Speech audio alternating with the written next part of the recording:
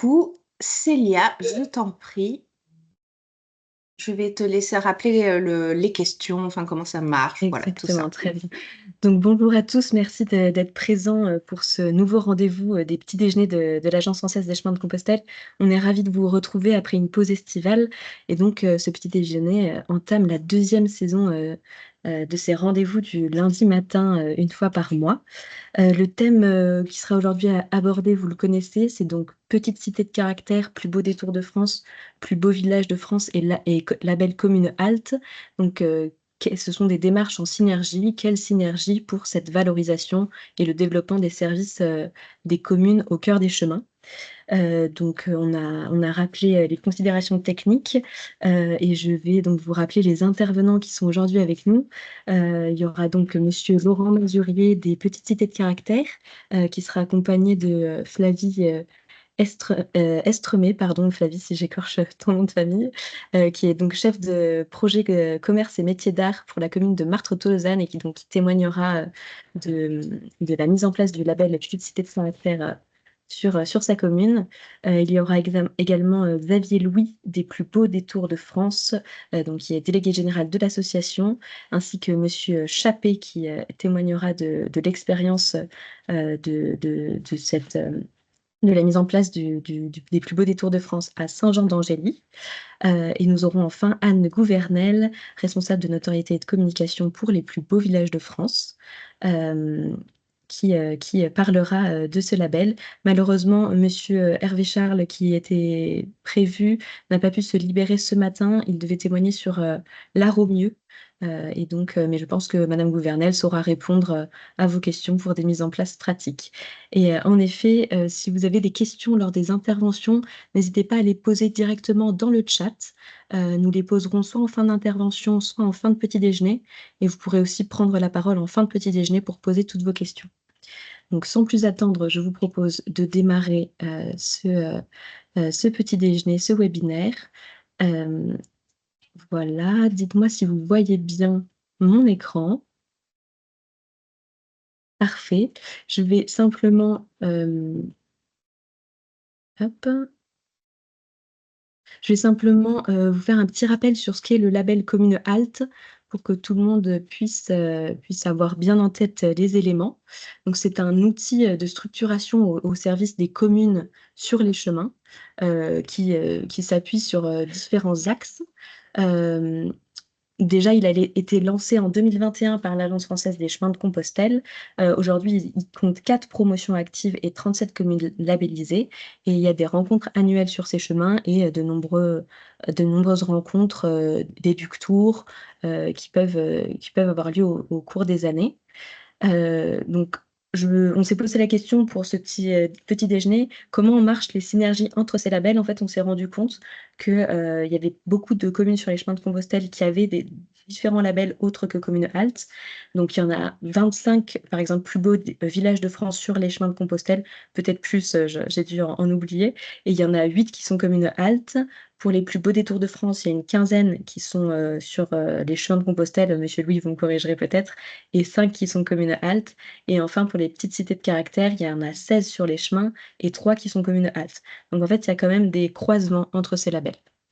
Euh, donc le label commune halte, qu'est-ce que c'est? C'est une charte, la commune adhère à une charte de 20 engagements qui passent par 20 actions.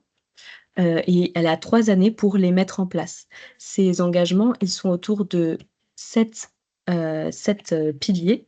Donc, ce sont l'accueil, les services, l'hébergement, la signalétique, l'animation et la communication, toujours à destination des cheminants pour qu'ils soient toujours mieux accueillis dans les communes. Donc, les 3 piliers, c'est vraiment le service aux usagers, la valorisation du patrimoine et la sensibilisation à l'accueil. Voilà, et l'idée du label, c'est vraiment qu'il soit accessible à toutes les communes, que ce soit les plus petites, en particulier dans les territoires ruraux. Et donc, il s'adapte en fonction du territoire, de ce qui peut être déployé sur chacune des communes. Voilà, je vais céder rapidement la parole à Monsieur Masurier pour qu'il nous présente les petites cités de caractère. Voilà. Merci, Célia. Bonjour à tous. Laurent Mazurier. Donc, moi, je suis le directeur de l'Association des petites cités de caractère de France. Alors, je vais vous mettre à l'écran la petite présentation que j'ai préparée. Petite cité de caractère, ben, comme vient de le dire, c'est en introduction. On est donc sur une association de communes, de collectivités qui porte et qui anime ce label qui valorise d'abord une action patrimoniale. Aujourd'hui, donc 268 communes réparties à travers toute la France, même si vous voyez dans la carte qui est à l'écran une répartition qui est inégale. En fait, on est sur une association qui fête ses 50 ans cette année, le 50 ans du projet Petite Cité de Caractère, mais qui a pendant longtemps été une affaire de région, initialement né en Bretagne, un développement dans l'ouest de la France, et qui a pris une dimension nationale, qui prend une dimension nationale depuis une quinzaine d'années, une douzaine, une quinzaine d'années. Ce qui fait que le déploiement de l'association au niveau national n'est pas terminé, loin de là, et on le complète au quotidien, donc avec ces départements où nous sommes peu ou pas présents. Donc ça fait partie des projets de l'association, on pourra en reparler. Alors, nos caractéristiques, nous, on est vraiment sur cité. On est sur des villes historiques, des petites villes historiques, et on tient beaucoup à la notion de cité. On est sur des histoires de ville et de centralité. On va raconter à travers le projet des histoires urbaines. Notre charte dit commune de moins de 6 000 habitants. Alors même si avec la création des communes nouvelles, on a un petit peu allégé ce critère, on est quand même sur une référence historique à ces 6 000 habitants. Donc on est sur des cités historiques et qui aujourd'hui comptent moins de 6 000 habitants.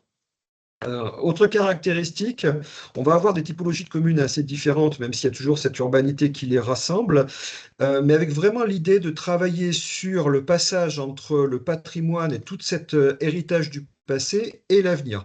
Ce qui est vraiment au cœur du projet des petites cités de caractère, c'est comment je mets le patrimoine au cœur du projet de territoire, au cœur du projet de développement, au cœur de l'attractivité générale. Donc avec l'idée de garder ces fonctions de centralité, de travailler. Alors, depuis qu'on parle d'attractivité, ça correspond tout à fait à ce que l'on veut faire dans le projet. Travailler sur l'attractivité des communes et travailler à partir du travail sur le patrimoine, sur des communes qui sont accueillantes et durables. On a beaucoup travaillé sur comment on articule tous les préceptes du développement durable avec la gestion de la ville historique, ce qui n'est pas toujours évident, vous le savez mieux que moi. On est sur plusieurs axes de travail au sein de l'association.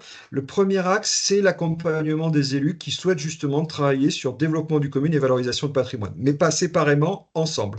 Comment, et ça fait vraiment partie c'est même un critère obligatoire dans la charte des axes de travail, comment définir un projet pluriannuel d'aménagement, d'investissement, de développement économique, d'urbanisme, qui intègre toute cette matière première qu'on appelle le patrimoine.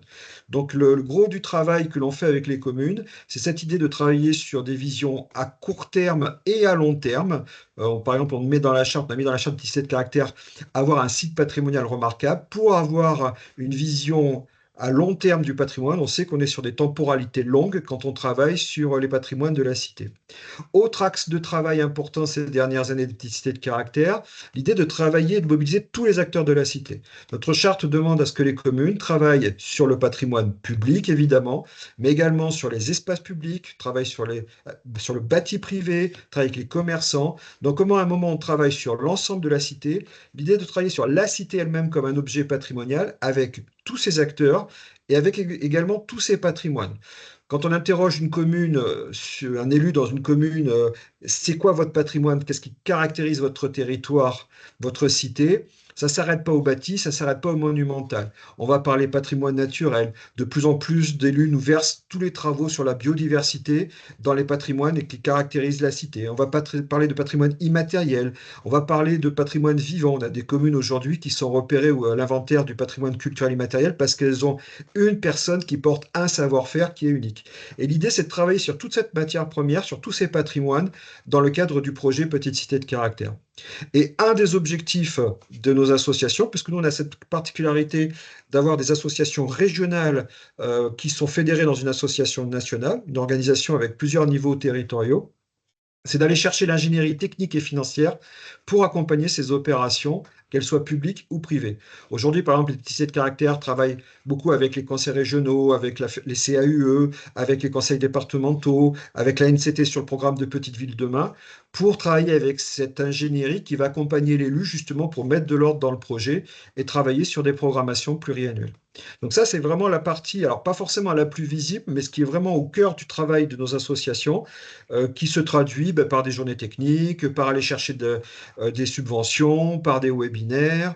Vraiment, comment on nourrit cette réflexion pour atteindre cet objectif de faire du patrimoine un levier de développement territorial. Deuxième grand volet de notre action, le tourisme. On est sur un tourisme qui prolonge un petit peu cette attractivité, avec l'idée de travailler beaucoup plus sur tout ce qui fait la qualité de vie, pousser les curseurs de tout ce qui fait la qualité de vie d'un territoire pour présenter aux visiteurs des communes où on l'amène à se projeter comme un futur habitant, comme un futur porteur d'un projet sur le territoire. Donc, au cœur de notre proposition touristique, il y a une randonnée urbaine qui va permettre de découvrir le patrimoine ou les patrimoines et l'histoire de la cité et de ses habitants. Et on valorise, en gros, tout ce qui fait qu'on vit bien sur un territoire. Les marchés, les activités dans un environnement remarquable, les métiers et savoir-faire. On sait qu'au cœur du produit, mais ça va être, je pense, la même chose que vous diront nos collègues, qu'au cœur des produits touristiques, on a la rencontre avec le métier, le geste, l'authenticité des terroirs et des territoires, la gastronomie, les savoir-faire locaux, les filières locales, et puis l'animation, des cités animées, culture. Donc tout ça, c'est des choses que l'on travaille avec les communes et avec un produit de base qui nous identifie, qui est une randonnée urbaine à la découverte de l'histoire de la cité. Et ce projet touristique, on l'a remis à plat l'année dernière dans le cadre d'une réflexion sur notre stratégie de tourisme culturel et durable, avec l'idée de devenir, l'objectif de devenir une marque de référence en matière de tourisme culturel et durable, qui valorise à la fois nos communes comme destination, mais également comme étape. On a beaucoup travaillé justement avec l'association des chemins de Compostelle, justement sur cette idée de comment on qualifie une étape, avec tout le travail qui a été fait et que je viens de vous présenter ici là. Mais avant ça, continuer à travailler sur le récit. C'est-à-dire comment on prend tout ce que je vous ai décrit, tous ces patrimoines, toute cette cité, cette histoire, et qu'est-ce qu'on raconte aux visiteurs. Et à travers le récit que l'on construit, on va présenter l'histoire de la cité, ses caractéristiques, son unicité, en quoi elle est vraiment unique. Et ce récit, et c'est aussi une des caractéristiques de nos travaux, va nous permettre ensuite de travailler sur l'aménagement. Nous, on va faire le lien entre cette partie touristique et cette partie aménagement, cette partie urbanisme, cette partie architecturale de la cité. Donc, je vous l'ai dit, l'idée, c'est de vraiment valoriser des lieux de vie pour des villes à vivre toute l'année, pour inviter les gens à travailler et à investir ou à habiter sur les territoires. On travaille beaucoup sur l'animation.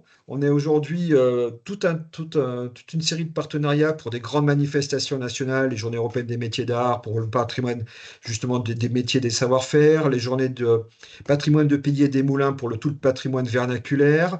Bon, les Journées du patrimoine, on n'a pas besoin de nous pour être aujourd'hui bien ancrés dans le paysage. Et on développe notre propre manifestation qui s'appelle les Dimanches de caractère, qui est un petit peu le pendant des Journées du patrimoine, sauf qu'au lieu de partir du monumental et du bâti, on part des habitants. Et l'idée, c'est de construire des visites, des programmes de visite dans les communes à partir de la participation des habitants, des portes qui s'ouvrent, des récits qui sont racontés, des lieux un petit peu insolites où on invite à témoigner et à échanger. Donc ça, c'est un peu une manifestation identitaire et qui prolonge un petit peu tous les travaux qu'on a fait justement sur comment mettre l'habitant au cœur du projet de territoire. Donc, l'ingénierie, la marque touristique et le troisième grand pilier de notre action, c'est le réseau. Donc ça fait partie vraiment des actions fortes sur lesquelles on travaille. Animer un réseau de communes, nourrir la réflexion dans les communes. Au service, on est une association d'élus, donc au service des élus. Il y a un côté, mais dites-nous de quoi vous avez besoin et on mettra en place des retours d'expérience, des témoignages où on vous aidera à trouver les solutions. Donc, ça se traduit par, je vous l'ai dit, des rencontres régionales, nationales, des journées techniques, des webinaires, ou même juste des rencontres et des partages d'échanges et d'expériences, avec aussi une idée forte, évidemment, à travers tout ça, c'est qu'on est sur des petites communes qui ont souvent peu de moyens et comment se rassembler aussi pour mettre en place des ne peuvent pas mettre en place seules les communes. Donc, mutualisation de moyens, optimisation de ressources pour trouver ensemble des solutions. Là, par exemple, je vous l'ai mis presque un scoop parce qu'on a assez peu communiqué. On l'a juste présenté à nos rencontres à l'occasion des 50 ans qu'on a organisé début juillet. Un magazine sur 50 ans, 50 projets inspirants, et justement pour valoriser aussi la capacité d'innovation et d'expérimentation des élus dans les communes, où on va chercher des solutions, et parfois de très très haut niveau, à des problématiques, et pas que sur de la restauration ou de la valorisation de l'animation du patrimoine, également sur de la gestion de ressources, sur l'intégration, sur des projets de développement économique, sur des montages publics-privés qui peuvent être extrêmement performants et innovants, ou sur des actions en matière de développement d'un tourisme qui favorise l'itinérance et propose donc des étapes de qualité. Donc voilà, très rapidement, en 5 minutes, 10 minutes chrono, parce que c'était la contrainte du cahier des charges, vous avez présenté le projet des petites cités de caractère, et évidemment à votre disposition pour toutes vos questions. Et bravo Laurent de vous être plié à ces 10 minutes. Et donc Flavie, je vous laisse la parole pour expliquer comment ça se passe à Marbre-Tolosane pour ce label. Oui, alors je vais vous partager moi aussi mon document.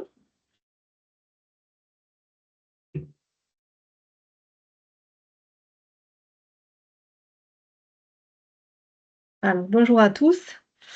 Marbre-Tolosane a fait le choix en 2023 de candidater au label Petite Cité de Caractère parce que nos élus et les commerçants pensaient qu'on avait tous les critères pour répondre à ce label. Donc, je vous fais déjà une présentation de la commune. Donc,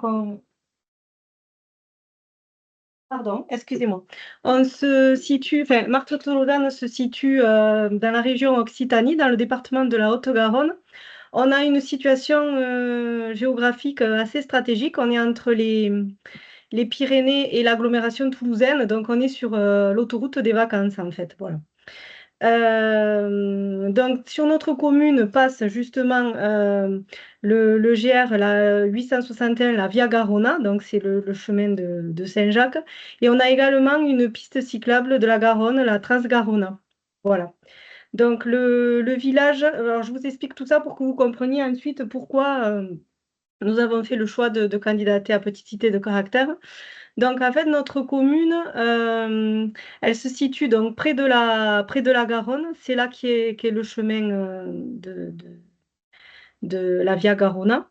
On a aussi, donc, comme je vous disais, on a la 64 qui passe vraiment juste à côté de la commune. Et on est quand même dans un territoire rural avec beaucoup de végétation, de forêt. Et voilà, c'est pour ça qu'on voulait vraiment valoriser notre commune. Donc là, c'était pour vous montrer la voie Garona, donc qui va de Toulouse jusqu'à Saint-Bertrand-de-Comminges, et donc qui est vraiment sur entre l'agglomération toulousaine jusqu'aux Pyrénées. Voilà. Donc la particularité de la commune, c'est qu'on a une richesse patrimoniale importante. Et c'est pour ça aussi que l'on a fait le choix de candidater à Petite Cité de Caractère.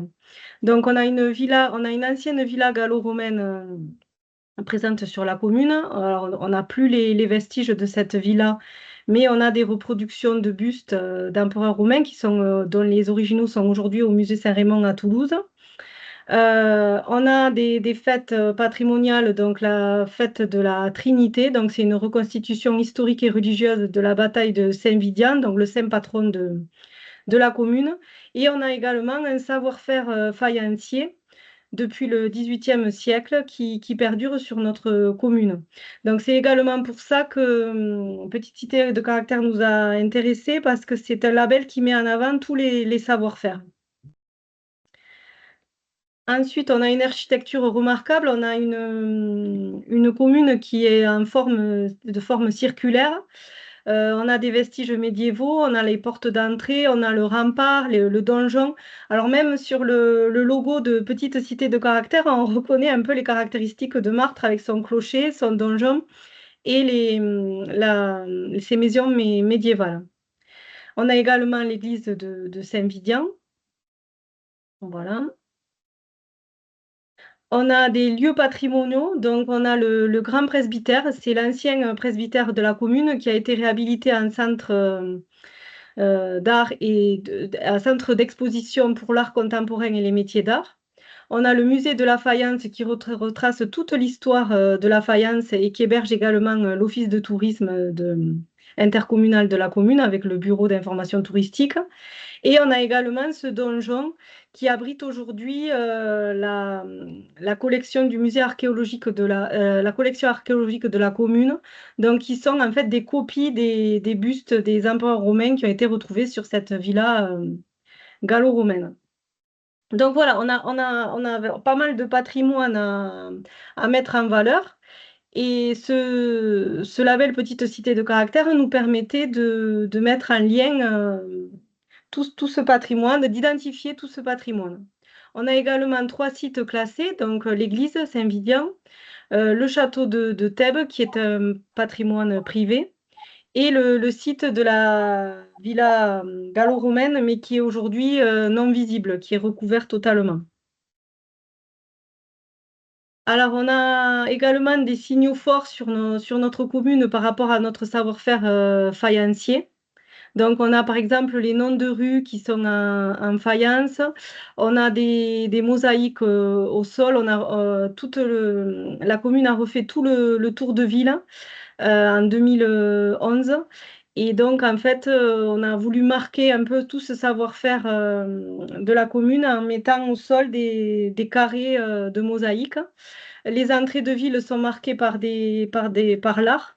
Donc là, par exemple, sur une entrée de ville, on a une statue qui est faite en fer forgé et en faïence qui montre le savoir-faire et l'alliance avec d'autres savoir-faire que la faïence. On a aussi des statues, notamment des statues de Toutain, qui a été invité d'honneur de notre Salon des Arts et du Feu qui est organisé chaque année. Voilà, donc tout ça, c'est pour montrer le patrimoine de la commune. Donc aujourd'hui, on a 13 ateliers qui sont ouverts sur la commune. On a un atelier partagé et on organise un événement annuel, le Salon des Arts et du Feu, qui a toujours lieu pour le week-end de la Toussaint, où on met en avant les arts du feu. Donc pas que la céramique, pas que la faïence, on met aussi le fer et le verre à l'honneur. Donc voilà, notre objectif, c'était vraiment d'identifier la commune et de la valoriser. Et Petite Cité de Caractère répondait totalement à nos attentes en matière de projet de développement et de restauration du patrimoine, mais aussi en identification touristique, en attractivité touristique. Donc, Marthe a toujours été un lieu de passage par rapport à la proximité de la 64. Donc, on voulait inciter les automobilistes aussi à s'arrêter parce que maintenant, depuis que l'autoroute a été mise en place, on a moins de passages sur la commune. On voulait bien sûr valoriser le patrimoine, comme je vous l'ai dit, la qualité architecturale et les métiers d'art. Et Martre-Toulousanne a toujours eu une forte identité. Elle a toujours été une petite cité de caractère. Et on voulait mettre en avant tous ces points-là.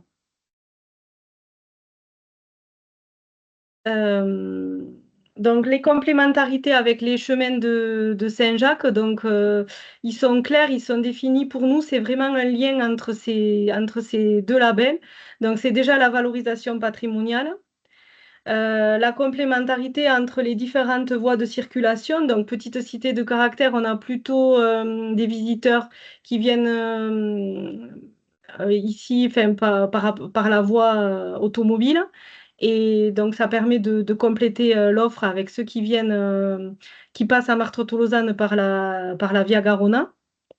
Et ça permet également de faire connaître le village, d'augmenter son attractivité touristique et de développer la fréquentation des commerces qui est très importante pour faire vivre le village.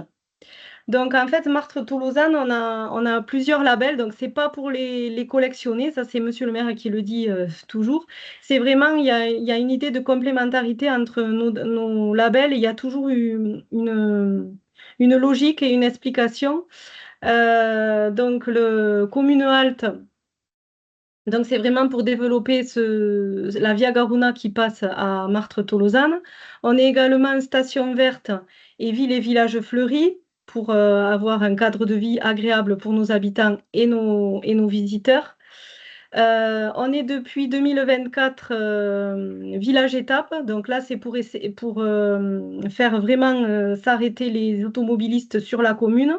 Donc là, récemment, on a les panneaux village étape qui ont été installés sur la 64 et qui permet aux automobilistes de davantage s'arrêter sur la commune. On est aussi dans les dispositifs Petites Villes de demain et Bourg-Centre d'Occitanie, ce qui nous permet de voir les financements que l'on peut avoir, de mobiliser les financements pour financer nos projets de développement du patrimoine et de restauration architecturale, et aussi d'attractivité du centre-ville pour maintenir nos commerces et nos services en centre-ville. Et on est aussi labellisé Ville et Métiers d'Art. On est aussi sur la Fédération Ateliers d'Art de France. On est membre du pôle européen de la céramique et de l'Association française des cités de la céramique. Donc là, c'est pour mettre en réseau et en valeur notre savoir-faire faïencier. Donc voilà, il y a vraiment une identité forte sur notre territoire et il y a vraiment une complémentarité entre tous les labels que l'on a pour augmenter l'attractivité de notre commune. Merci Flavie et merci Laurent pour vos présentations et vos explications qui nous montrent bien donc, la complémentarité entre le label Commune Halte et en l'occurrence Petite Cité de Caractère. Laurent, si vous voulez compléter en 2 minutes, n'hésitez pas. Non, pas en 2 minutes, en juste quelques mots, parce que je voudrais vraiment insister sur un point, mais vous l'entendrez des collègues qui vont suivre, hein, on se connaît, on travaille ensemble. Nous sommes donc tous les trois sur des associations de communes. Et avec une vision, ça a été dit, mais j'insiste vraiment sur ce point, extrêmement dynamique du patrimoine. C'est-à-dire qu'on n'est absolument pas dans une approche conservatrice, on n'est absolument pas dans une approche où on va figer la cité, la mettre sous cloche et l'enfermer dans un passé et dans une nostalgie. Les trois associations, là je parle aussi pour les collègues, je me permets, sont vraiment dans une approche de comment on construit l'avenir à partir de ce patrimoine. Alors, par exemple, nous, je l'ai dit, on va travailler, et ça fait partie du projet en très bonne intelligence avec les architectes des bâtiments de France, on demande des sites patrimoniaux remarquables, ex-AVAP, enfin des règlements et vraiment un travail de qualité fin, mais absolument pas dans une vision muséifiée et sanctuarisée de la cité. Et on se bat quasiment au quotidien pour lutter contre cette image. Si vous êtes amoureux du patrimoine, vous voulez bloquer les choses, embêter les gens, ne pas affronter ou se confronter aux enjeux du développement durable. Non, c'est pas du tout ça. C'est au contraire comment on peut concilier les deux, comment on peut trouver le terrain de rencontre entre la cité historique et la cité durable. Mais on est vraiment dans cette idée d'aller et de regarder vers l'avant et vers l'avenir. Et c'est vraiment un point très très important par rapport à la philosophie de notre association et je pense aussi de celles qui vont suivre. Merci pour ce complément, Laurent. Et donc, je vais laisser Monsieur Louis nous parler des plus beaux détours de France en une dizaine de minutes. Bonjour à tous et bonjour à ceux qui nous ont rejoints surtout. Je pense que Vanessa Gorguera, qui est aussi en ligne, aura peut-être l'occasion de passer des visuels pour illustrer mon propos. Alors, historiquement, les plus beaux détours de France ont été créés fin de l'année 1998 à l'initiative de Jean-Jacques Descamps, que certains d'entre vous connaissent. Jean-Jacques Descamps a été important dans cette histoire, a été un temps ministre du Tourisme entre 86 et 88, et il a été après député maire de Loches en Touraine. Et dans ce cadre, il avait aussi, en tant que député au milieu des années 90, fait un rapport, et c'est important aussi pour ce que je vais dire, sur la nécessité de développer, un rapport parlementaire, la nécessité de développer le tourisme, ce qu'il a appelé le tourisme de pays. C'est-à-dire, en quelque sorte, et quand il était ministre du Tourisme, il s'est rendu compte qu'il y avait une nécessité de mieux répartir la fréquentation touristique sur notre territoire, et puis donc de valoriser ce reste du territoire, on dit souvent 80% du territoire, qui est moins fréquenté par les touristes français et étrangers. Et donc, dans ce cadre, il a été amené à se rapprocher de la ville de Sarlat, où j'étais moi-même à ce moment-là maire adjoint. J'avais rencontré Jean-Jacques Descamps quand j'étais directeur du Tour de France, et il était intéressé par ce que nous faisions, et on s'est rendu compte que nos deux villes, Loches en Touraine et Sarlat, donc en Périgord, hein, pour ceux qui ne connaissent pas, au cœur du Périgord noir, ce qu'on appelle le Périgord noir, étaient de très belles villes, alors chacune entre 8 et 10 000 habitants, hein, pour vous bien vous les situer, ce qu'on appelle des petites villes. Ce qui définit une petite ville, c'est entre 2 000 et 20 000 habitants agglomérés. Et donc, mais ces deux villes qui avaient un formidable patrimoine, situées à l'écart en fait, c'est vrai pour la ville de Loches, à l'écart des châteaux de la Loire en quelque sorte. Et puis Sarlat, c'est pas vraiment sur un grand axe, il faut sortir au mieux d'une autoroute ou d'une route nationale pour découvrir cette ville. Et donc il a souhaité, un peu inspiré par l'expérience des plus beaux villages de France, on va vous présenter tout à l'heure, d'essayer de regrouper au fond ces petites villes qui sont à l'écart, qui ont un patrimoine non seulement matériel, mais immatériel. On va y venir, c'est un point important, comme l'a rappelé Laurent d'ailleurs, qu'on met en avant.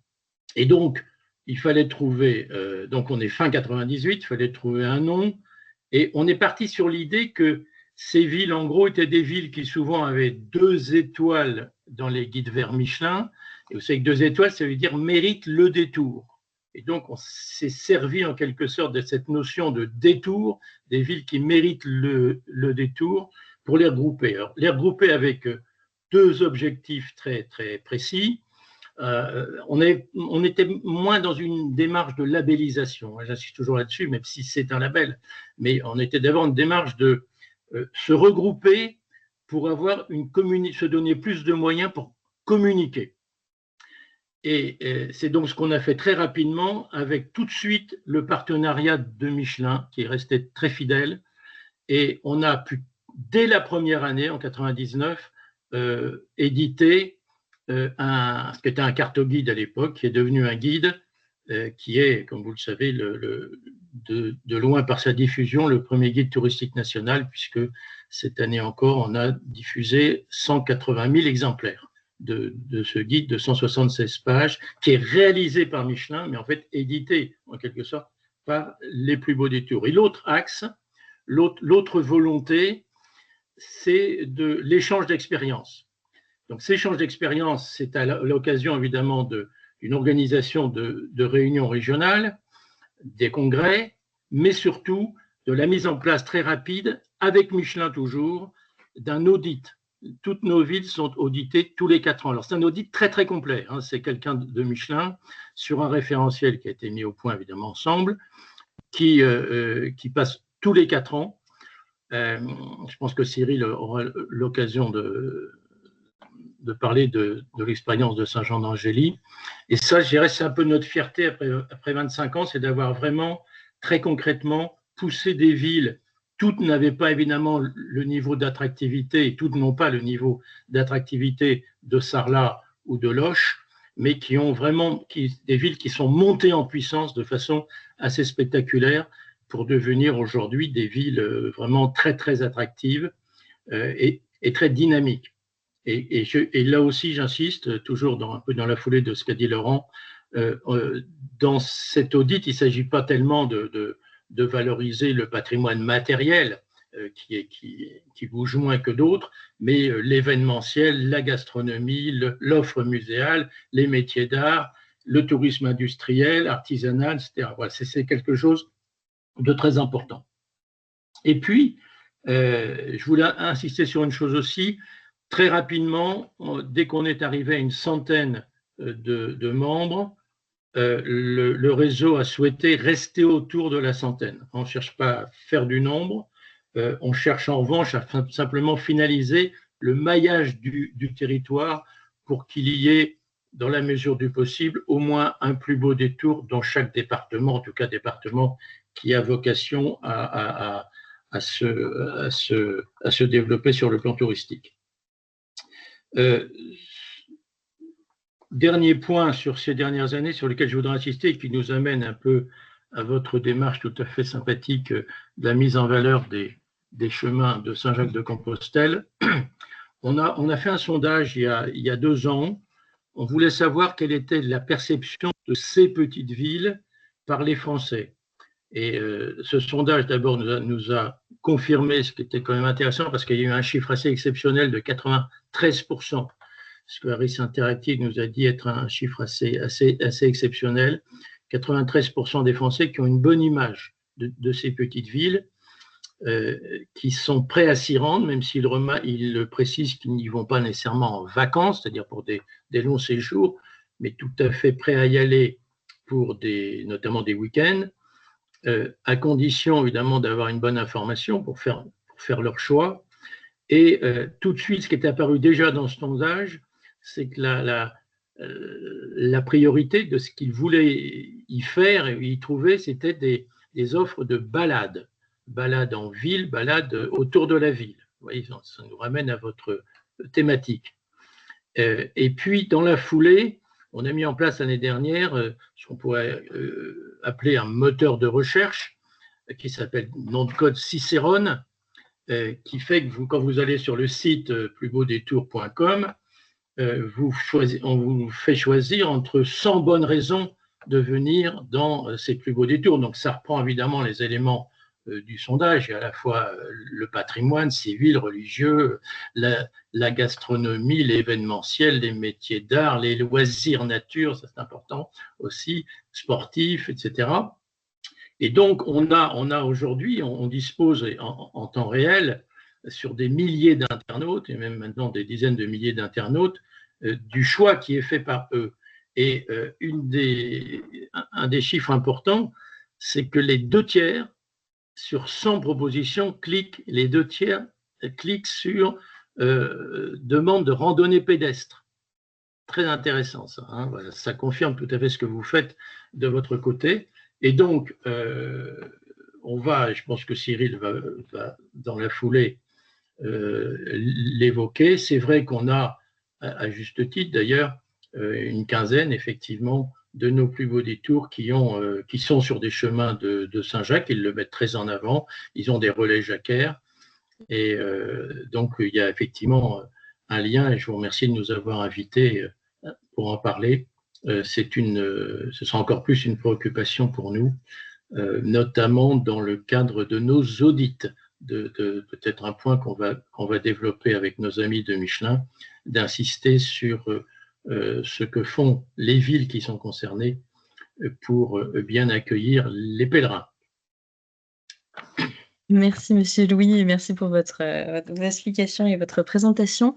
Donc, Cyril, je vous laisse enchaîner avec l'exemple de Saint-Jean-d'Angély. Je vais me permettre de projeter à nouveau le PowerPoint que vous avez préparé. Alors, bonjour, tout d'abord, bonjour à toutes et à tous. Je suis très heureux de me retrouver avec vous aujourd'hui pour évoquer. Alors, moi, j'ai travaillé sur le lien entre justement les chemins de Compostelle et l'inscription dans les plus beaux détours pour voir quel lien nous établissons, nous, à Saint-Jean-d'Angély, en ce qui concerne ces reconnaissances. Donc là, nous avons une vue sur, et j'insiste bien sur l'abbaye royale, donc les tours de l'abbatiale, qui sont le monument emblématique, hein, le monument phare de la ville de Saint-Jean-d'Angély. Lorsque nous arrivons à Saint-Jean-d'Angély, on aperçoit au loin ces tours, et pour tous ceux qui sont membres de la diaspora, c'est un retour au pays dès qu'on les aperçoit. Donc, ce monument emblématique, c'est l'abbaye royale de Saint-Jean-d'Angély, avec une histoire assez forte et tumultueuse, hein, au regard de son passé. Donc, création en 817 de l'abbaye par Pépin le Bref, duc d'Aquitaine, pour recueillir une relique qui n'est pas n'importe laquelle, c'est celle de la tête de Saint Jean-Baptiste, donc extrêmement importante dans le monde chrétien, sachant que entre nous, Saint Jean-Baptiste avait au moins une douzaine de têtes qui ont été réparties sur l'ensemble du territoire occidental, mais à Saint-Jean-d'Angély, nous avions la vraie. Donc tout un pèlerinage a été mis en place par dévotion pour cette relique, mais malheureusement, l'intérêt a été tel que ensuite les Vikings se sont emparés de la ville et ont totalement détruit la première abbaye qui avait été construite. La relique disparaît, elle réapparaît au XIe siècle et donc relance de l'activité de dévotion avec d'une part la relique de Saint Jean-Baptiste et puis par la suite le fait de la création des chemins de Saint-Jacques de Compostelle, et Saint-Jean-d'Angély devient une étape importante sur la voie de Tours. Les guerres de religion, la guerre de Cent Ans ont aussi malmené cette abbaye royale, et en 1621, Louis XIII reprend la main et réinstalle la religion catholique à Saint-Jean-d'Angély, et dans le cadre de la contre-réforme, permet la construction des bâtiments que vous voyez, que nous avons actuellement sous les yeux. Donc les bâtiments servent de manière conventuelle jusqu'à la Révolution française, et ensuite le bâtiment est consacré à l'éducation. Il devient lycée d'État sous Napoléon, puis ensuite petit séminaire, et revient école laïque, collège-lycée, jusqu'en 1984, date à laquelle l'éducation nationale quitte l'établissement et la ville récupère à ce moment-là la gestion directe de l'établissement. 1998, date importante, donc l'église, l'abbaye, le site de l'abbaye est inscrit au titre du patrimoine mondial de l'UNESCO, au titre des biens en série sur les chemins de Saint-Jacques de Compostelle, donc s'il lui apporte, au regard de son histoire et de son avenir, un regard extrêmement important de la part de l'extérieur. Voilà pour rapidement dresser 1200 ans d'histoire de l'abbaye royale. Donc, pour ce qui concerne les plus beaux détours de France, donc je reprends les arguments développés par Xavier tout à l'heure. Donc, c'est être une ville dont la population est comprise entre 2000 et 20 000 habitants, qui est située à l'écart des grands axes de transport, même si nous sommes à proximité de l'autoroute A10. Et notre travail, c'est de faire en sorte que nous ne soyons pas uniquement une pancarte sur le bord de l'autoroute, mais de vraiment indiquer que Saint-Jean-d'Angély vaut le détour et nécessite de s'y arrêter. Posséder un patrimoine historique, mais également naturel d'intérêt, diversifié et ensuite l'animer. Avoir cette capacité suffisante en termes d'hébergement pour pouvoir accueillir les visiteurs. Bénéficier d'un office de tourisme qui soit ouvert à l'année. Et posséder un savoir-faire artisanal, industriel, des spécialités gastronomiques, et c'est ce qui est plus particulièrement le cas à Saint-Jean-d'Angély, puisque nous avons une confiserie qui s'appelle le Bois Cassé, donc qui est du sucre qui est travaillé pour lui donner l'aspect d'un bois extrêmement léger, extrêmement bon et sucré, qui fait la renommée de Saint-Jean-d'Angély. Nous avons aussi les galettes charentaises, mais aussi le fameux Pinot et le fameux Cognac qui fait le bonheur de nos regroupements, de nos rencontres et de nos congrès. Et c'est également la participation à l'animation du réseau, et la ville de Saint-Jean-d'Angély répond présent à toutes les invitations pour pouvoir participer au développement de ce réseau. Moi, j'avais découvert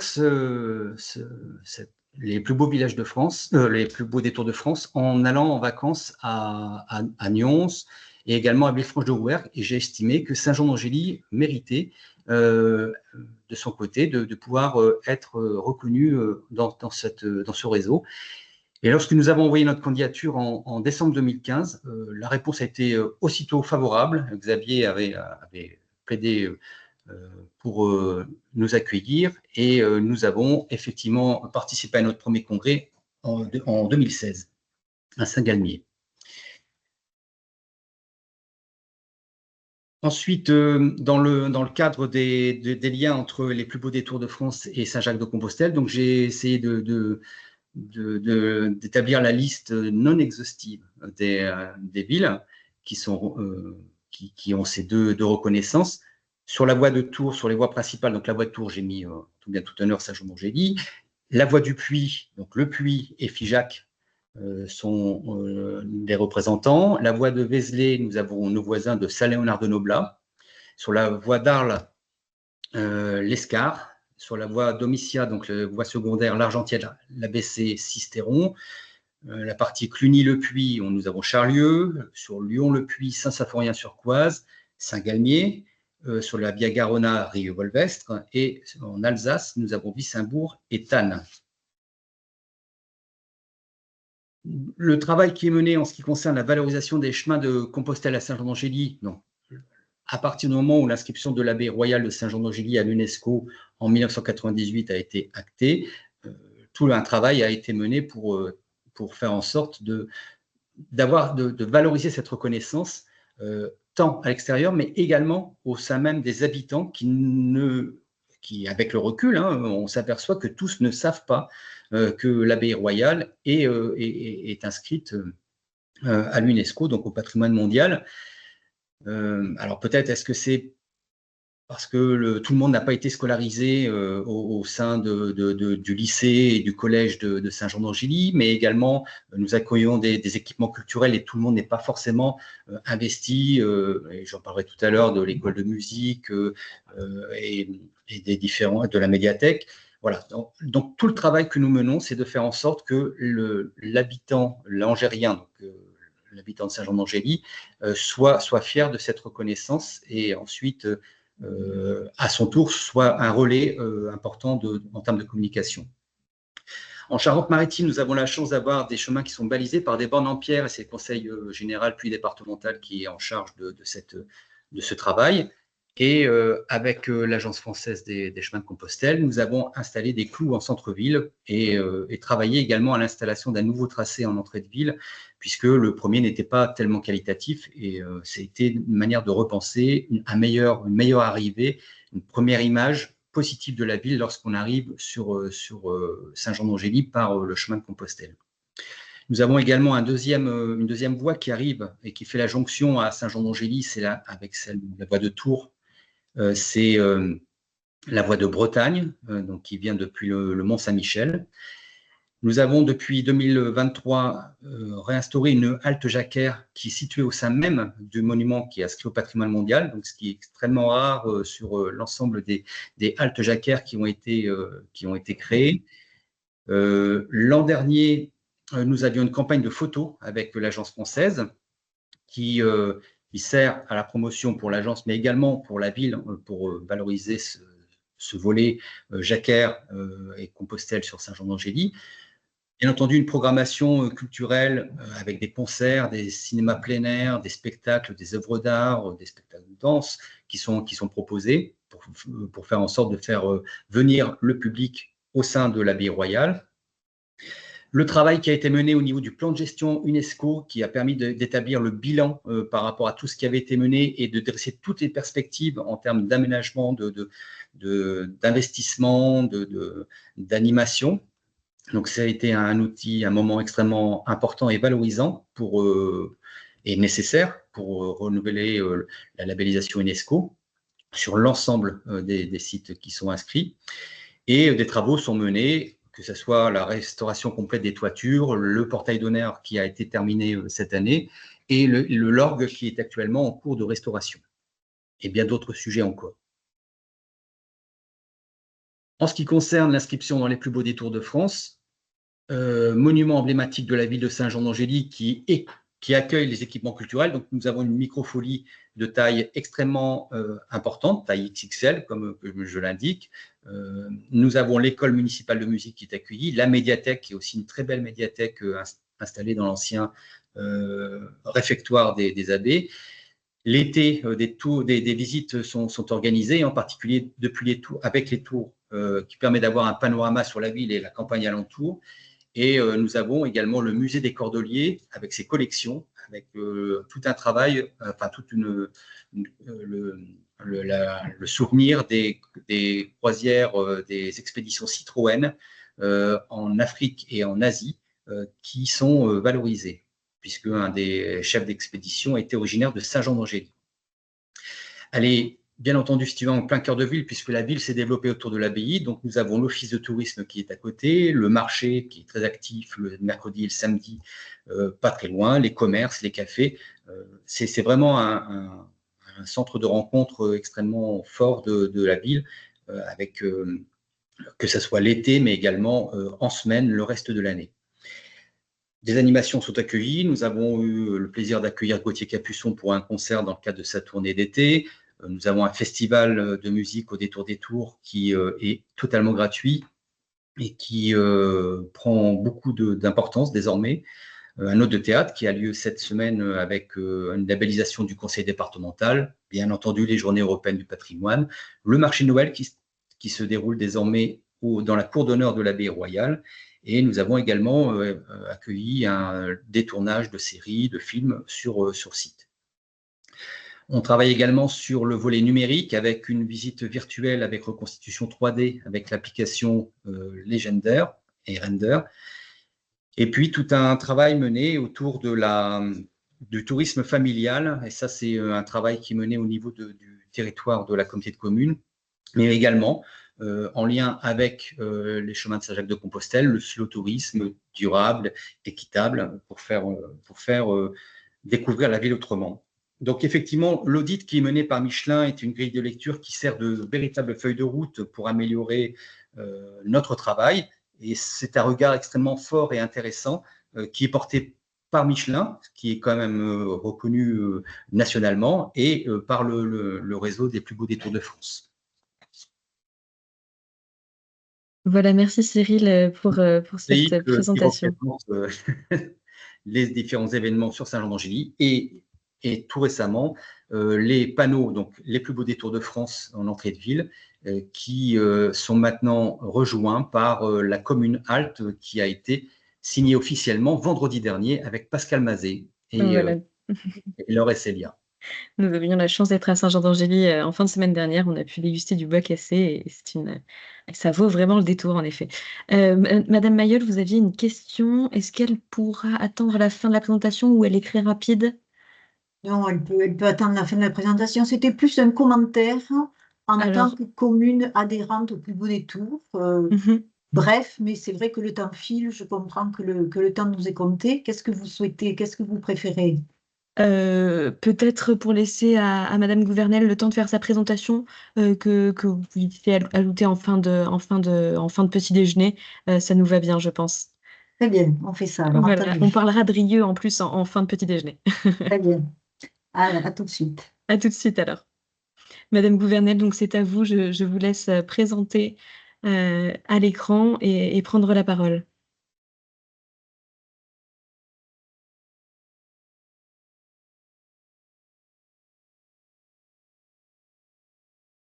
Alors, pour l'instant, on ne vous entend pas.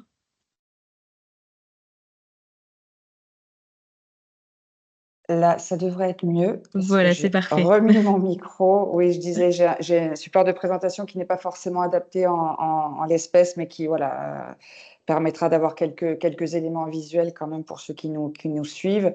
Donc, pour revenir rapidement sur le contexte de création du réseau des plus beaux villages de France, voilà, on est dans les années 80, des prises agricoles, urbanisation et des élus ruraux qui non seulement voilà, se retrouvent avec des villages qui se vident de leurs habitants et aussi un patrimoine, pour certains, un patrimoine très riche à gérer et qui risque de tomber à l'abandon. Donc voilà comment s'est créé notre réseau il y a un peu plus de 40 ans. Alors notre ambition, voilà, c'est quelque chose que je partage avec mes collègues. On parlait d'éviter le village musée, c'est vraiment de faire du patrimoine un levier de développement économique. C'est vraiment ce dont parlait tout à l'heure Laurent, d'une vision dynamique du patrimoine. Nous, on travaille depuis le début sur un triptyque, on va dire. Le patrimoine, donc le fait de protéger les villages, c'est un cercle vertueux. La protection des villages engendre et la valorisation, bien sûr, du patrimoine engendre de la notoriété, mais bien évidemment, la notoriété n'est pas un but en soi, elle doit servir à des fins de développement économique des villages. Je tiens à préciser aussi, on parle beaucoup de tourisme durable, de développement durable, que dans ces statuts, dès 82, dans ces statuts, l'Association des plus beaux villages de France parlait d'un développement maîtrisé. Donc ça, c'est vraiment important pour nous, je pense pour les autres réseaux aussi, c'est de ne pas faire du développement à tout va.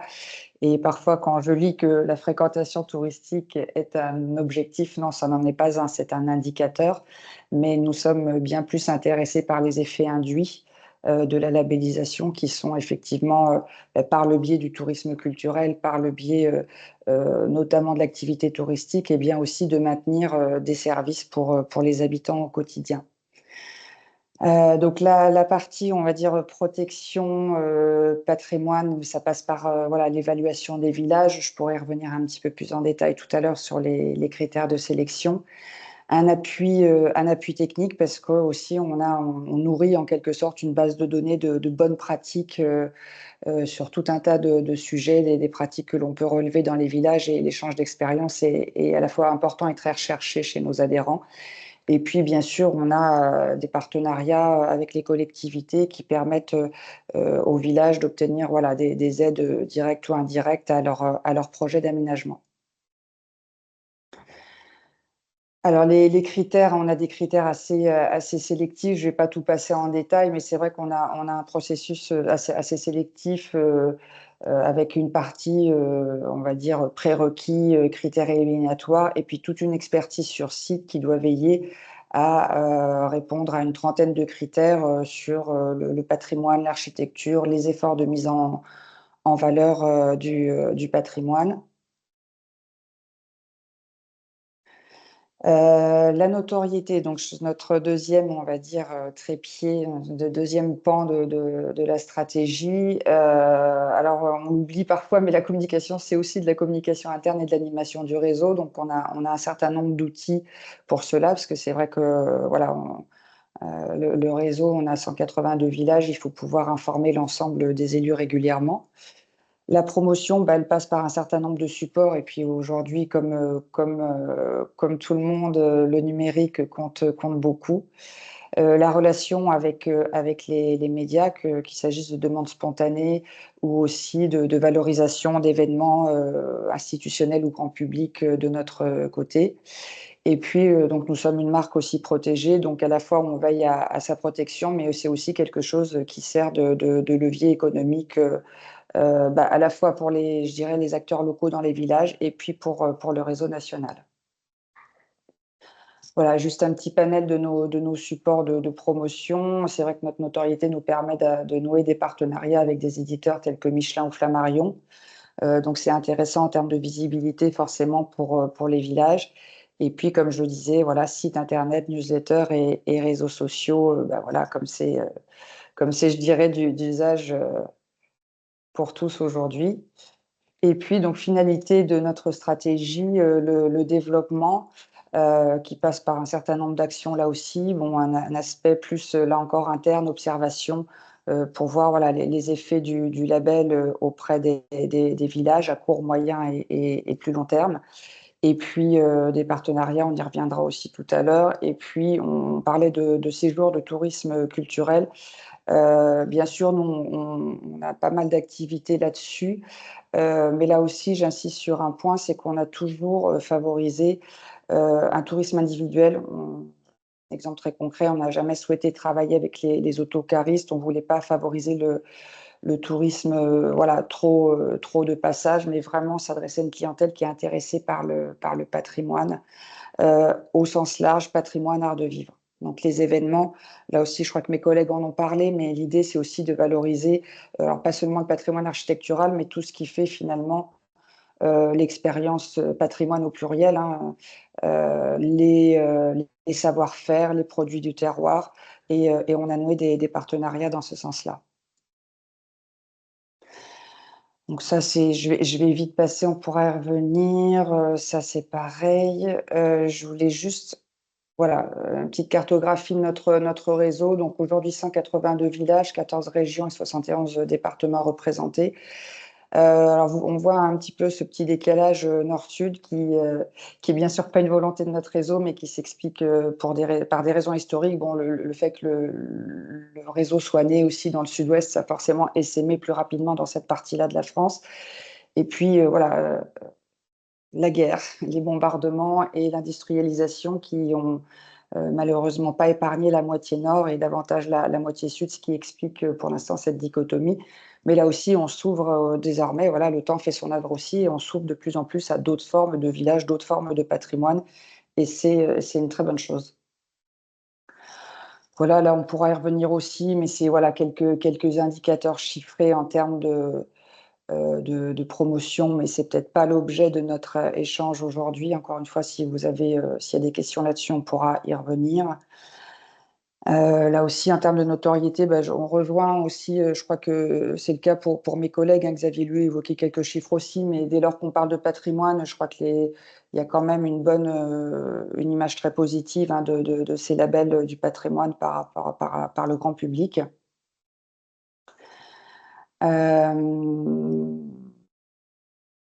Les retombées pour les villages, voilà quelques témoignages, j'en parlais tout à l'heure, hein, on parle de tourisme, mais c'est vrai que là, on a un exemple de Sainte-Suzanne en Mayenne qui, au-delà, voilà, des activités touristiques qui ont pu se développer, témoigne aussi de l'installation d'une supérette, d'un distributeur de billets. Et tout ça, ce sont des services qui vont bien sûr aux habitants à l'année longue.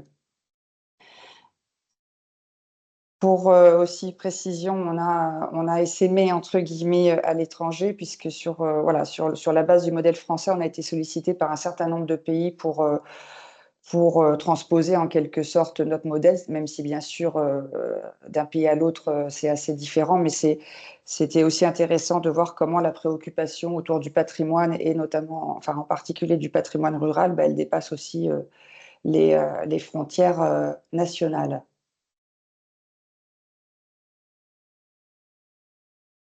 Voilà, on a bien sûr des partenaires institutionnels, techniques qui sont en accord avec excusez-moi, avec notre stratégie. Quelques partenariats de collectivités. Je vais passer là-dessus. Moi, je voulais juste vous montrer autre chose puisque l'idée, c'est faire le focus aussi par rapport à votre réseau. Oui, je vais me mettre sur la bonne page. J'en ai pour 2 secondes. Voilà, ce sera mieux. Parfait. Voilà, ça fait quelques années qu'on a développé ça. Nous, parmi les choses qu'on souhaite développer, c'est aussi la valorisation. On est tous intéressés aussi par ces modes de découverte plus doux, par ces itinérances. Et c'est vrai, comme vous le disiez, nous, on a beaucoup de plus beaux villages de France qui sont situés sur les chemins de Saint-Jacques de Compostelle. Et encore avec cette idée de valoriser, de montrer les plus beaux villages de France sous différentes facettes et de proposer différentes expériences aux visiteurs, et ben on a développé sur notre site internet ce qu'on appelle nos idées séjours. Donc ça peut être thématique, ça peut être encore une fois de l'itinérance. Et on a voilà toute une rubrique spécialisée, enfin dédiée au chemin de Saint-Jacques de Compostelle, parce qu'on sait que c'est quelque chose qui intéresse vraiment nos visiteurs. Je veux dire, le mélange, il est forcément, enfin le mélange, la jonction, elle est forcément assez évidente, puisque le développement des pèlerinages s'est fait aussi voilà, sur la base d'édifices assez extraordinaires qui font partie voilà, du patrimoine très très fort que l'on retrouve dans nos plus beaux villages de France. Et c'est vrai que les deux thématiques se croisent admirablement.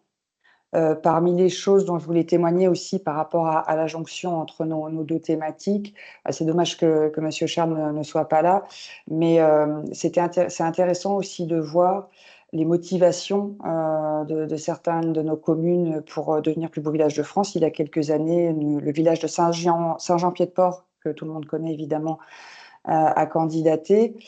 C'est vrai qu'on était surpris parce que très honnêtement, Saint-Jean-Pied-de-Port est connu mondialement et on se disait qu'il n'avait pas forcément besoin de la notoriété des plus beaux villages de France. Mais en fait, ils étaient venus chercher quelque chose de complémentaire. Ils étaient très identifiés en tant qu'étape sur les chemins de Saint-Jacques et pour le patrimoine lié à cela.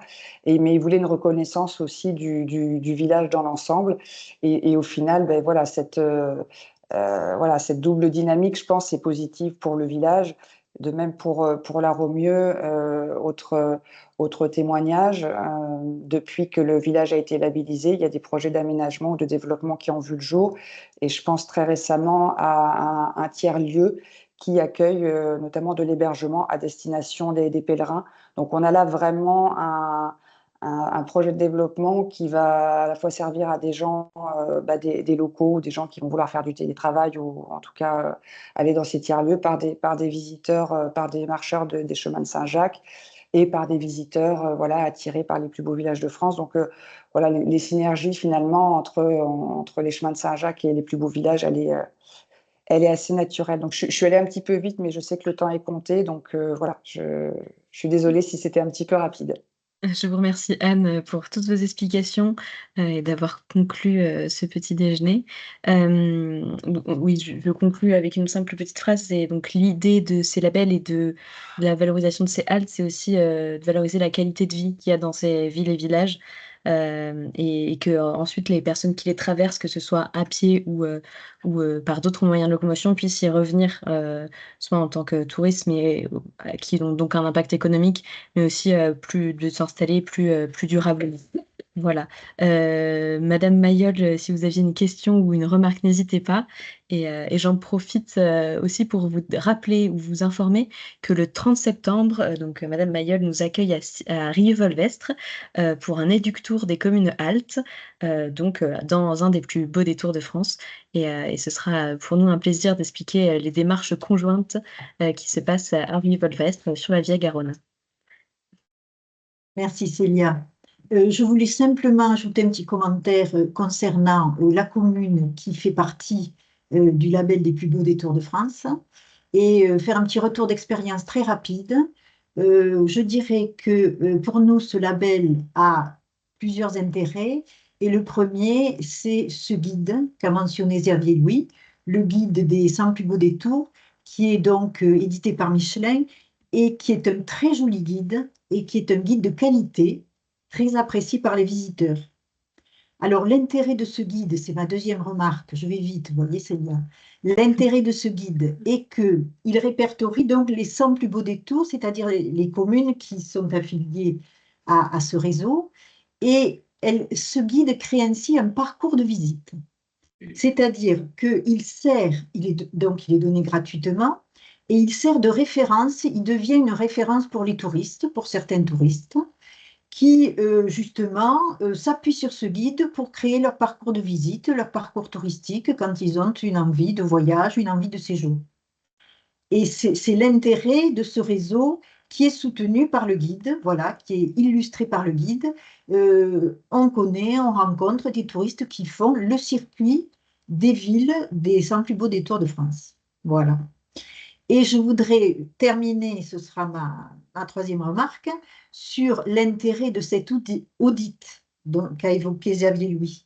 Cet audit qui donc est fait tous les 3 ou 4 ans sur la ville et dont nous avons bénéficié à Rieux et qui est quelque chose de très utile, qui est pour nous un soutien dans la mesure où c'est un audit comparatif qui nous permet de nous situer par rapport aux autres membres du réseau. Il y a une sorte de notation, une indication, ce n'est pas une notation coercitive, mais une indication qui nous permet de nous comparer aux autres membres du réseau et ainsi de diriger, d'essayer d'améliorer nos performances. Et je dirais que cet audit est un soutien et une inspiration, parce qu'il nous donne des voies, des pistes à suivre pour encore essayer d'améliorer l'accueil des visiteurs et des touristes. Voilà, ce sera tout, Célia. Merci Sylvie, merci beaucoup. Si vous avez d'autres questions, ou si certains doivent se déconnecter parce qu'ils ont d'autres obligations, on vous remercie pour votre participation et sinon, n'hésitez pas à échanger, c'est le moment si vous avez le temps.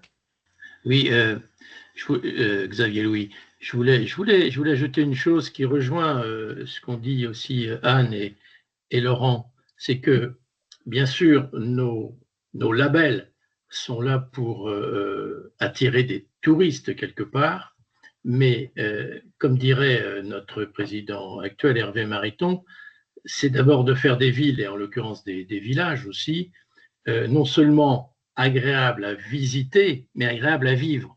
Donc, ce qu'a dit Madame Mayol est très intéressant, ou ce qu'aurait pu dire Cyril, c'est qu'effectivement, les audits, ils sont faits dans une démarche touristique, de label touristique, mais surtout, ils prennent en compte tout ce qui fait la qualité de la vie tous les jours. Donc, quand vous améliorez la mobilité, la circulation, quand vous améliorez le fleurissement, que vous mettez de nouveaux équipements culturels, sportifs, etc., ça profite certes aux touristes, mais ça profite d'abord à ceux qui vivent là toute l'année. Donc c'est aussi, notre rôle est important en ce sens. Je crois qu'il fallait le confirmer, préciser. Merci. Merci, Ouais, monsieur. si je peux rebondir en quelques secondes sur ce que vient de dire Xavier, c'est vraiment important parce que nous, dans notre politique aussi de expertise, c'est une chose sur laquelle insiste vraiment notre responsable qualité, hein, donc celui qui mène les expertises dans les villages, c'est notamment de dire, et en termes de sobriété aussi, d'aménagement, vous êtes un village, vous restez un village. C'est important d'abord en priorité d'améliorer le cadre de vie parce que vous n'attirez pas que des visiteurs, mais aussi et surtout, je dirais des habitants. Et c'était, là encore, je parlais de Saint-Jean-Pied-de-Port tout à l'heure, c'était aussi une volonté dans leur candidature, c'était de faire en sorte que les habitants reprennent, pour certains, conscience qu'ils avaient un patrimoine aussi important, au-delà d'être étape sur les chemins de Saint-Jacques, mais de remettre aussi le focus auprès des habitants sur le fait de dire notre village a un patrimoine, notre bâti est important et il faut continuer à en prendre soin, encore une fois, dans une optique de cadre de vie. Parfait, ça fait le lien avec une des prérequis du label Commune Halte, qui est le lien avec les habitants, qui est vraiment très important dans la démarche et de la transmission aussi entre habitants et cheminants. Voilà. Mathilde Giard a une question, je vous laisse la poser à l'oral si vous le souhaitez. Oui, bonjour, Mathilde Giard, journaliste. Il y a donc, c'était très intéressant, hein, toutes ces présentations d'associations. Et vous, Commune Halte, vous êtes un petit peu les petits jeunes par Exactement. rapport, par exemple, aux cités de caractère qui fêtent leurs 50 ans. Est-ce que donc c'est plutôt une question aux représentants des autres associations, cette nouvelle association, qui est un peu le reflet d'une tendance avec l'essor de l'engouement phénoménal pour les chemins de Saint-Jacques. Est-ce qu'elle est amenée, cette petite association est amenée à devenir une grande comme vous, une référence importante, et ça reflète dans l'histoire de tous ces labels de petits villages, c'est une évolution intéressante. Donc je tends le micro à celui qui veut bien me répondre, ou à ceux qui seraient intéressés aussi. Si je peux répondre en 2 mots pour l'agence, je pense qu'on a vocation à être une référence surtout pour les cheminants. Après, au-delà, ce sera après 5 ans, je pense qu'on pourra aussi le définir. Et allez-y, Anne, si vous avez... Juste parce que Xavier nous parle du guide, donc voilà, nous on a notre guide chez Flammarion, et depuis toujours, sans parler de quelque chose de formalisé aujourd'hui avec le réseau des haltes, c'est quelque chose qu'on met beaucoup en avant, en fait. C'est incontournable, assez incontournable pour nous. C'est-à-dire que dans les descriptifs, on a donc dans notre guide qui présente l'ensemble des plus beaux villages de France, on a un petit texte de présentation, de cadrage historique, géographique, etc. Et systématiquement, si le village se trouve sur une étape importante ou même sur le chemin, c'est quelque chose qu'on le retrouve toujours dans les descriptifs de nos villages. Donc, encore une fois, pour nous, c'est presque naturel parce que ça fait partie de l'identité patrimoniale, en fait, du village.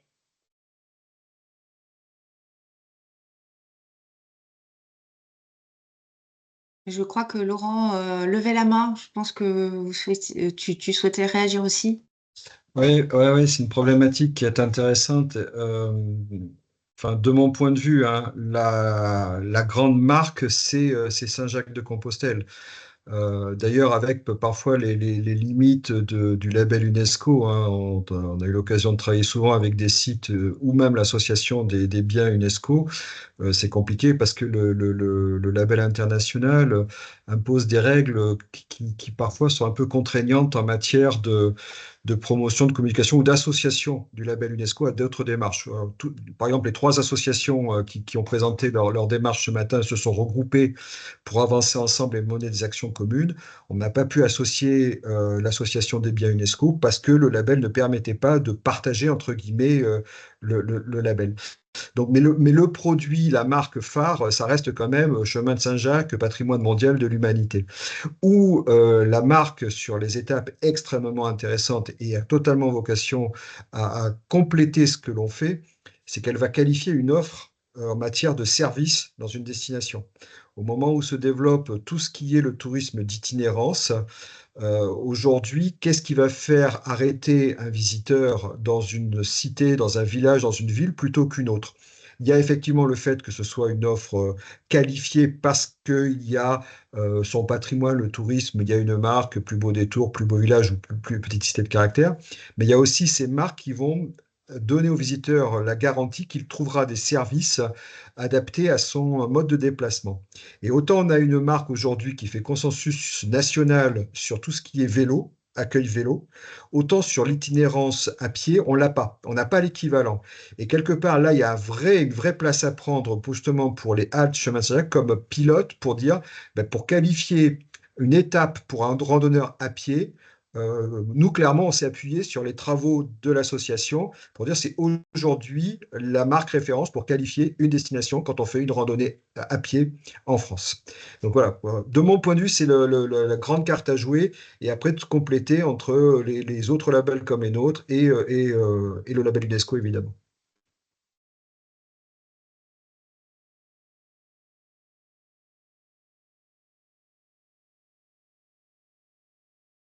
Merci beaucoup. Je ne sais que rajouter, si ce n'est qu'effectivement, l'agence essaie de mettre en place l'ensemble des dispositifs qu'elle développe, toujours en synergie, en lien avec les partenaires œuvrant pour la valorisation du patrimoine, le développement de services, le lien à l'habitant, comme l'a rappelé Célia, de manière à ce que les chemins de Saint-Jacques-de-Compostelle soient un exemple vertueux à la fois, effectivement, on parlait de tourisme durable, et de fait, nous sommes par essence bas carbone, mais également de lien à l'habitant et que se construit cette itinérance en lien avec la vie locale et notamment sur les communes qui se situent en ruralité et à qui l'activité, l'attractivité doit bénéficier aussi aux habitants en matière de services.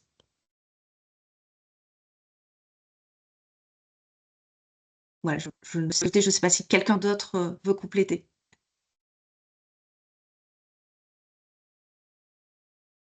Marie-Lise, si vous voulez dire un petit mot.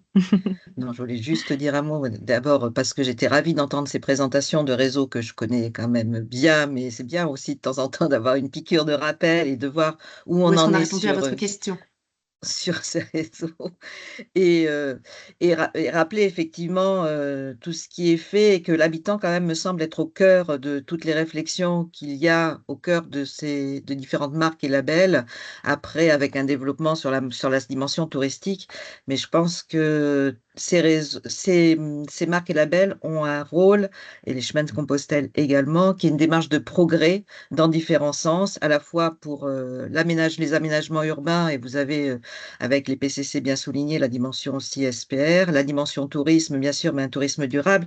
Et là, je me posais une question, mais je la reposerai peut-être à un autre moment, sur comment vous accompagnez les villes qui ont un débordement touristique, les petites villes qui ont un débordement touristique aussi, du fait bien de labels, de leur reconnaissance, que ce soit les chemins de Saint-Jacques, que ce soit les PCC ou les autres réseaux.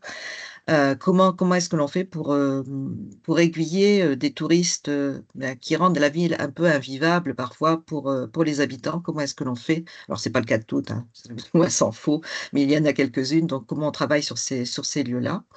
Et puis rappeler, alors Anne l'a rappelé et Laurent aussi, qu'il y a une plateforme globale aussi pour l'ensemble des réseaux du patrimoine qui s'appelle France Patrimoine et Territoires d'Exception, où on retrouve d'autres réseaux comme le site des cités remarquables de France, comme les grands sites et comme les PNR. Et je pense qu'il y a une éthique dans ces différents réseaux qui est extrêmement intéressante et véritablement en lien avec les chemins de Compostelle.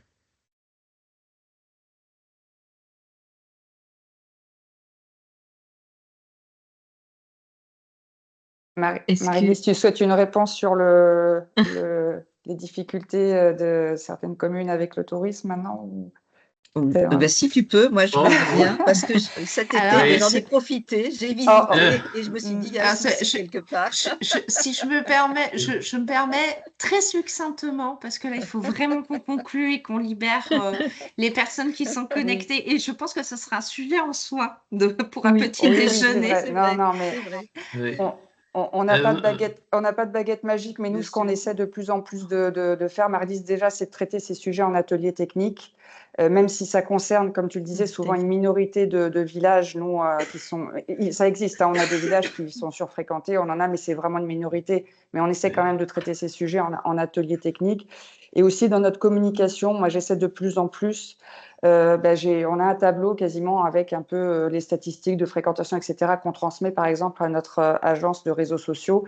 Et on essaie de leur dire, alors c'est pas parfait tout le temps, mais on essaie de leur dire, évitez par exemple de communiquer sur les Baux-de-Provence, Collonges-la-Rouge, etc., en juin, juillet, août, parce que Dieu sait qu'ils n'en ont pas.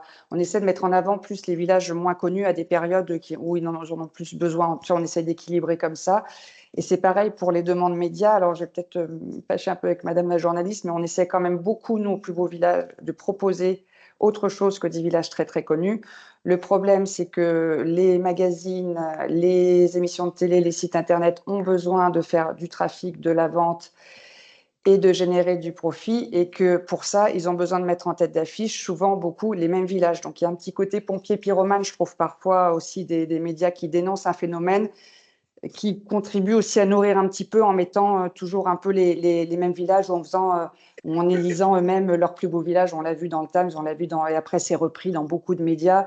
Et nous, on essaie de proposer autre chose. Alors, ça ne change pas la donne du jour au lendemain, mais à notre niveau, on essaie de mettre en place des choses dans nos actions de communication qui, à un moment donné, on apporte autre chose à ces villages, encore une fois, très connus, parce qu'ils n'ont pas besoin de notre notoriété, et de mettre en avant autant qu'on le peut dans notre communication, en priorité, ceux qui ont un peu plus besoin de lumière. Voilà.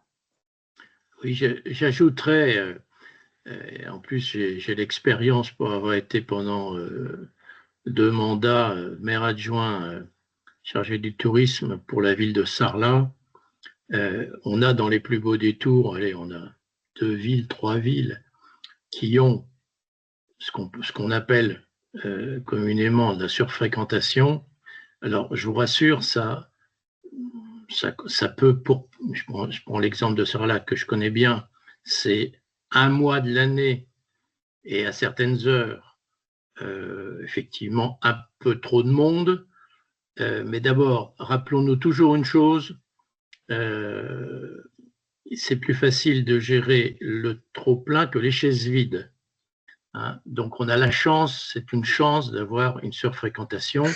Il y a plein de moyens, effectivement, on pourra en reparler volontiers dans une autre réunion, mais il y a plein de moyens. Le Mont-Saint-Michel a montré la voie, entre autres. Il y a plein de moyens de canaliser, et Anne Gouvernet, nous aussi, c'est ce qu'on fait, évidemment. Et moi, je le dis toujours à nos amis, à nos visiteurs, et on peut revenir sur l'idée de la mobilité que Laurent a très bien rappelé. Mobilité, je pense aux camping-caristes, je pense aux cyclistes et aux randonneurs. C'est facile de faire passer le message qu'il y a des villes, il ne faut pas prioritairement y aller à certaines périodes, certains villages ou certaines villes, et qu'au contraire, la force, c'est la force de nos réseaux, c'est justement de proposer des lieux à visiter ou à traverser qui peuvent se voir prioritairement toute l'année. J'ai envie de dire même en hiver, il y en a qui sont bien plus agréables d'ailleurs à voir en hiver. Collonges-la-Rouge, moi je sais que j'adorais aller dans l'époque justement j'étais à Sarlat, aller dans les petits villages de Corrèze ou du Périgord, des plus beaux villages, en hiver, c'est extraordinaire de les découvrir. Voilà, donc c'est notre rôle aussi. On a parlé de répartir le tourisme sur le territoire. On peut aussi contribuer à le répartir dans le temps. Donc sur des périodes où, au contraire, ces villages, ces villes, ces petites villes ne demandent qu'à avoir un peu plus de monde. Alors, dernière intervention, mais alors vraiment la conclusion, Laurent. 2 minutes. Vraiment la conclusion. Non, je te laisserai la conclusion, Laure. Moi, je voudrais juste compléter tout ce qui a été dit avec une autre entrée. C'est un sujet qui est effectivement très à la mode, cette notion de surtourisme. Nous, on travaille notamment avec les STU à l'Université du tourisme à Angers et ils disent y avoir énormément de mal à la définir parce que c'est des choses qui sont totalement impalpables, très très ponctuelles dans le temps et dans l'espace. Il n'empêche que je rajoute plus ça à ce qu'a dit Anne. Mais il y a aussi une autre dimension, c'est les élus eux-mêmes. Moi, j'ai une commune, je ne vais pas la citer pour pas l'enfoncer, mais une commune qui, à un moment, a tout fait pour avoir du visiteur, qui a collectionné les labels, qui, en quelques années, est devenu plus beau village de France, est devenu petite cité de caractère, est devenu village préféré des Français. Je vous donne quand même beaucoup d'indices. Vous n'aurez pas de mal à trouver de qui je parle si vous cherchez un peu. Et au bout d'un moment, le maire, il se retrouve avec tous les pas de porte commerciaux qui sont achetés par des boutiques qui veulent faire travailler avec les touristes quelques mois dans l'année. Il se retrouve avec tout le logement qui est acheté pour faire du Airbnb. Il se retrouve avec les producteurs locaux, on est dans une région de vignoble, qui achètent le patrimoine pour le figer, parce qu'ils voient bien que sinon ils ne vont pas pouvoir continuer à travailler, et c'est une catastrophe. Donc il y a aussi quelque part une responsabilité des élus dans le toujours plus, dans ces schémas qu'on condamne tous de performance touristique qui se mesurent par le flux, et ça a marché où? Oui, j'ai eu du monde, mais non, c'est plus possible d'évaluer comme ça la performance, surtout dans nos villages, surtout dans notre ruralité. Et c'est vrai qu'il y a aussi quelque part, tout le monde se penche dessus, il y a une espèce comment dire, c'est très à la mode, et puis une espèce d'hystérie autour du sujet du surtourisme, mais après il y a aussi des réalités locales qu'il faut appréhender pour garder le contrôle, et effectivement, et ça, je reboucle du coup avec tout ce qu'on a dit, garder l'idée de vivre à ville. Donc voilà, c'est des sujets complexes, c'est à travailler dans la dentelle, parce que chaque cas est différent, une responsabilité partagée quand ça commence véritablement à partir en cacahuète. Et ça va très vite quand ça part en cacahuète. Merci Laurent pour ces derniers mots. Ça nous montre donc dans quel sens aller également. Merci à tous pour ces échanges. Je me permets de conclure avant 10h30. Je pense qu'on a exposé le timing de tous nos petits déjeuners. Ça montre qu'il y a du travail et des échanges à avoir entre labels et distinctions. Et pourquoi pas faire un petit déjeuner, Marie-Lise, sur le sujet que vous avez abordé. On se donne rendez-vous notamment pour parler de ces sujets lors des assises de la Voie du Puy qui seront le 6 et 7 novembre à Cahors, pour ceux qui sont concernés. Et sinon, on se donne rendez-vous le 6 octobre prochain pour le prochain petit déjeuner dont on dévoilera le thème incessamment sous peu. Voilà, je vous souhaite à tous une bonne journée et si vous avez besoin de contacts ou d'informations, je me tiens à votre disposition avec Laure pour vous les transmettre. Voilà, bonne journée, bonne matinée. Bonne journée. Bonne journée à tous. Et merci aux intervenants. Merci. Au revoir, merci. Et merci infiniment à 5 intervenants de très grande qualité. En effet. Bravo. Merci beaucoup. Bonne journée.